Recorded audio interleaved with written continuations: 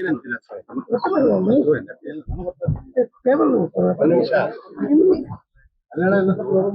ಎಲ್ಲದಕ್ಕೂ ಆದಷ್ಟು ಶೀಘ್ರವಾಗಿ ನಮ್ಮ ಹೈಕಮಾಂಡ್ನವರು ಉತ್ತರವನ್ನು ಕೊಡ್ತಾರೆ.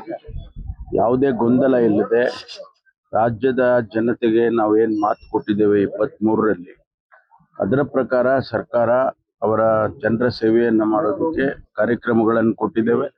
ಅವೆಲ್ಲವನ್ನು ಕೂಡ ಅನುಷ್ಠಾನ ಮಾಡ್ತೇವೆ. ನಾವು ದೆಹಲಿಗೆ ಹೋಗ್ತಾ ಇದ್ದೀರಾ? ನಾನು ಡೆಲ್ಲಿಗೆ ಹೋಗ್ತಾ ಇಲ್ಲ. ಈಗ ಆಗಾಗ ದಲಿತ ಸಿಎಂ ಕೂಡ ಕೇಳಿ ಬರ್ತಾ ಇತ್ತು. ಈಗ ಸಿದ್ದರಾಮಯ್ಯ ಅವರ ನಂತರ ಜನಾಭಿಪ್ರಾಯ ಅವರವರ ಪ್ರೀತಿ ವಿಶ್ವಾಸಕ್ಕೆ ಅವ್ರು ಮಾತಾಡ್ತಾರೆ. ಆದರೆ ನಮ್ಮ ಕಾಂಗ್ರೆಸ್ ಪಕ್ಷದಲ್ಲಿ ಹೈಕಮಾಂಡ್ನವರು ಅದೆಲ್ಲವನ್ನು ಗಮನಿಸಿ ತೀರ್ಮಾನ ತಗೊಳ್ತಾರೆ. ಡಿ ಕೆ ಶಿವಕುಮಾರ್ ಅಭಿಮಾನಿಗಳು ಅವರೆಲ್ಲ ಬರ್ಡೇ ಗಿಫ್ಟ್ಗೆ ಕಾಯ್ತಾ ಇದ್ದಾರೆ. ಏನಾದರೂ ಗಿಫ್ಟ್ ಸಿಗಬಹುದು ಹೈಕಮಾಂಡ್ ಸರ್? ಅದೇ ಹೇಳಿದ್ನಲ್ಲ, ಹೈಕಮಾಂಡ್ನವರು ತೀರ್ಮಾನ ಮಾಡಿದ್ರೆ ಆ ತೀರ್ಮಾನ ನಾವೆಲ್ಲ ಒಪ್ಕೊಳ್ತೀವಲ್ಲ. ಯಾವುದೇ ತೀರ್ಮಾನ ಹೈಕಮಾಂಡ್ ಮಾಡಿದ್ರೆ ಪ್ರತಿಯೊಬ್ಬ ಕಾಂಗ್ರೆಸ್ಸಿಗೂ ಕೂಡ ಒಪ್ಕೊಳ್ತಾನೆ.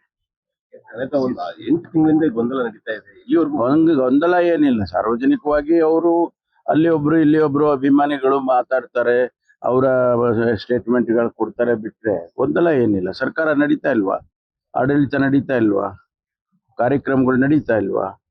4 ಲಕ್ಷ ಕೋಟಿ ನಾವು ಬಜೆಟ್ ಕೊಟ್ಟಿದ್ದೀವಲ್ಲ, ಅದೆಲ್ಲ ಕಾರ್ಯಕ್ರಮಗಳು ಯಾವುದು ನಿಂತಿಲ್ಲ ಅಲ್ಲ. ಕಮಿಟ್ಮೆಂಟ್ ಬಗ್ಗೆ ಗ್ಯಾರಂಟಿ ಕಾರ್ಯಕ್ರಮಗಳು ನಡೀತಾ ಇದ್ದಾವೆ. ಕಮಿಟ್ಮೆಂಟ್ ಅದೇ ನೋಡಿ, ನಾನು ಅದಕ್ಕೆ ಹೇಳಿದ್ದೆ, ಹೈಕಮಾಂಡ್ನವ್ರಿಗೆ ಗೊತ್ತು, ನಮ್ಗೇನು ಗೊತ್ತಿಲ್ಲ. ಹೈಕಮಾಂಡ್ ಸ್ಪಷ್ಟೀಕರಣ ಕೊಟ್ಟಿಲ್ಲ ಅಂದ್ರೆ 5 ವರ್ಷ ಮುಂದುವರಿಬಹುದು ಸಿದ್ದರಾಮಯ್ಯನವರೇ ಅಂತ ತಾವು ಹೇಳಿದ್ರಿ. Thank you. ನ್ಯೂಸ್ ಫಸ್ಟ್, ನಿರ್ಭೀತಿಯಿಂದ ನಿಮ್ಮ ಪರವಾಗಿ.